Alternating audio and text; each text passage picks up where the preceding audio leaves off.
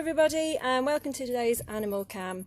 This is Kristan with Lion Learners East Midlands and I'm out in the garden today since it's such a lovely day with some of our spiky mammals. The first animal that you can see with me today is Luna. Luna is an African pygmy hedgehog, so she's the same type of creature as Rhubarb that you met a couple of weeks ago that lives with Claire at Lion Learners East Anglia. She's an African pygmy hedgehog as well. And African pygmy hedgehogs are just pet hedgehogs. They don't actually exist in the wild at all. They're a cross between two different types of African hedgehog. And they come in all kinds of different colours that you wouldn't see in a wild hedgehog. So Luna, as you can see, is mostly white. She's just coming to investigate my feet. Hello, Luna. And the technical term for Luna's colour, let me move her back so she's, there we go, so she's in the picture a bit better, is a reverse pinto. So a pinto hedgehog is a dark coloured hedgehog with white patches. She's a white hedgehog with dark patches, so her back isn't mucky, she just has got dark patches on her back. And she's nocturnal. So she wouldn't ordinarily be awake right now if she was left to her own devices, but she's more than happy for me to wake her up for short periods during the day, and that's what she would do if she was visiting a birthday party or a care home or somewhere else. She doesn't mind that at all. And as you can see, she's absolutely loving being outside. Look at her nose going. There's all kinds of smells out here, and she's got an amazing sense of smell, so she's really enjoying herself. She doesn't very often get a chance to come outside because she needs to be kept warm, so very often it's too cold for her. But today is a lovely warm day, so she's really enjoying having the chance to come outside whilst she's able to.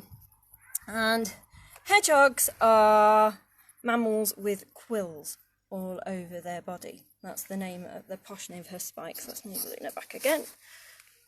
Go so that you can see her. And she's covered in really hard, spiky quills that feel a little bit like a tough kind of plastic hairbrush to the touch. At the moment, her quills are really flat against her body, and that's because she's enjoying herself, having an explore. She's happy, she's not threatened. But if she was frightened or cross, she can put her quills up. Let's see what happens when I stroke her back. You can see she didn't really like that. She says, don't do that, I'm busy exploring. So when I stroke her, she feels very hard to the touch, and she's put some of her spines up. I don't know whether you can see that. They're not flat against her body now, they're poking out in different directions. If she was really cross or very, very frightened, if she thought I was a predator, she can curl right up into a tight ball, pull her legs in, pull her head in, so that she's just a ball of spike. And she can even bounce up and down in that ball so that she makes herself very, very difficult for other creatures to eat. That's what Luna does if I'm trying to clip her nails, because she doesn't like that happening very much. So she'll curl up in a ball and say, no, you can't do that. So the vet has to do that for us. She is a madam, a little bit of a diva, aren't you, Luna? Right, let's leave Luna enjoying herself, and we will go over here and meet one of her spiky friends. Got a little bit of a playground set up for him on the patio. Let's find him. He's in a travel box so that he didn't go a-wandering. There we go, whilst we were looking at Luna. He has gone to bed. This is where I need more hands than I have. There we go, here he is. This is Thistle. Now Thistle looks very much like a baby hedgehog. But actually, he's not a hedgehog, and he's not a baby either. He's around about 9 months old now, and the chances are he's fully grown. I don't think he'll get much bigger. He's a lot smaller than Luna, and he is a creature known as a Tenrec, which is a spiky Madagascan shrew. So he's not a hedgehog at all, but Tenrecs have evolved to have spines like a hedgehog for a similar reason, for protection and for defence. And there's lots of different types of Tenrec. They all live on Madagascar. Thistle is a lesser hedgehog Tenrec, which means a small Tenrec. Some of them are much bigger than him. That looks very much like a hedgehog. And as you can see, Thistle is nocturnal too. He is much less active than Luna. He's saying, I don't really want to be awake right now. He's much more active at night, and he can be very active once he gets going. He's actually only just woken up from something called torpor, which is a bit like hibernation. It's something that Tenrecs do, where they lower their body temperature right down, and then they spend most of their time sleeping in the winter time, and they don't eat anything, and they save all their energy ready for spring when they wake up, and then in Madagascar it will be breeding season, so that's what they're saving all their energy for. So Thistle is spiky as well, but he's an awful lot softer to stroke. He feels like a very, very soft brush. A few of you might have met Thistle. He's been out for a few journeys with us.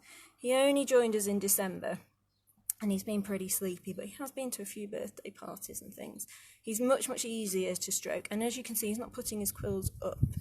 He's not trying to spike me. They don't tend to do that as much as hedgehogs, and they don't tend to curl up in a ball either. But what Thistle is more likely to do, if he wasn't so friendly and used to people, is he might bite. They're much more likely to bite, a bit like a hamster. If they're frightened, they use their sharp teeth as a defence. He's just thinking about waking up now. Good morning, Thistle. Now, another difference between a Tenrec and a hedgehog is that Tenrecs are pretty good at climbing. Thistle's a very good climber. Luna can climb a little bit, but it's not something she's overly good at. Thistle has got amazing claws. Let me show you his claws. There they are. And he uses those to grip onto things, and so he can climb.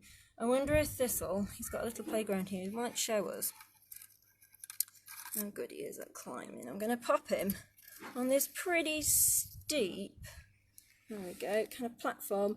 This is something he has in his vivarium, and he climbs right to the top, and his basking bulb is on the top. So he sits on the top to bask. If I put Luna on here, it would be too steep for her. She'd just slide off, and she'd be pretty cross with me.